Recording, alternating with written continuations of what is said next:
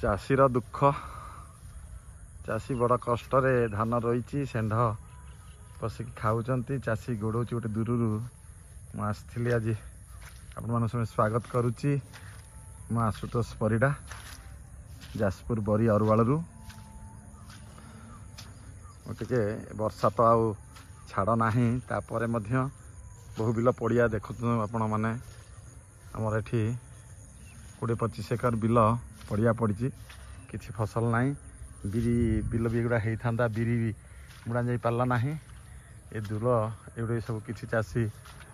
रही धान मु भी किसी धान एठी रही 12-14 गुंठ बिल मोर एठी अच्छी चक्कर मुझे बाड़ बंदी करी पाखे आप देखु धान भल है खराब नुहे बुधा धरी आसला धान 10-12 गुंठ जमी मोर ये रही बाड़बंदी कर पाखे गोटे गोटे शेंढ छुआटे आसला पड़ेगा ये आम जड़े गाँव दादा हे सी कर धान रही थे कहली बाड़ एमती देदेवाई सी आ बाड़ देले ना धान खेत ये देखुं यहाँ मो खेत यहाँ पाखे मोर जड़े दादा सी रही थे देखु आपण से धान अवस्था ना बाड़ टिकक ये धान टी मोर अच्छी ठीक ठाक आई दादा देखो पूरा खाई घाटिकी आप देखु केमती से धान अवस्था है संपूर्ण नष्ट हो जाए पाखापाखि 5-7 गुंठ जमीर 3-4 गुंठ बिल से पूरा शेंढ खाई नष्ट करदे आप अनुभव करुवे चाषी जो दुख तेणु गोशाला प्रत्येक ब्लॉक रे 2टी गोटे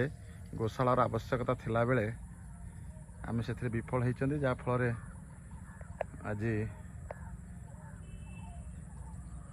यहाँ चाषी काल होती धान रेट बढ़ी एथर लोभर समस्ते पुले पुले धान रोई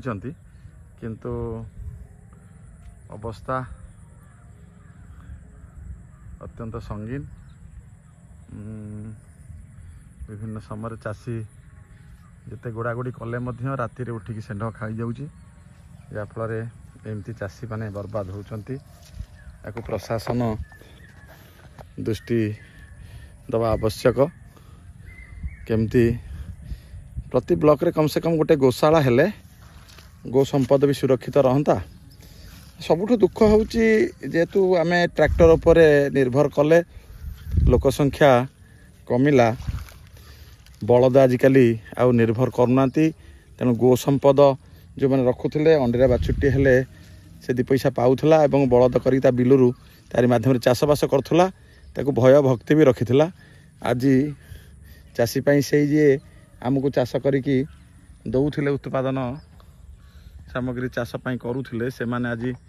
चाषी फेरे ता बेकर कंटा साजी तेणु मु निवेदन करी सरकार को एवं आमर स्थानीय लोक मैंने चाषी मैंने जो टे से माने प्रति ब्लॉक रे कम से कम मिसिकी गोटे गोशाला कले जहाँफल जो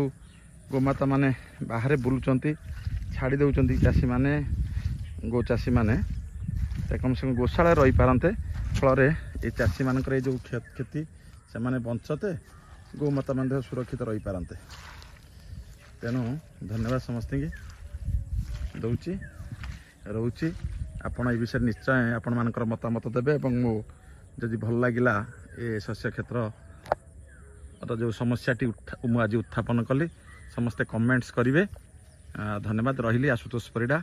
लाइक आउ शेयर करने भूलिए नहीं नमस्कार समस्त की धन्यवाद।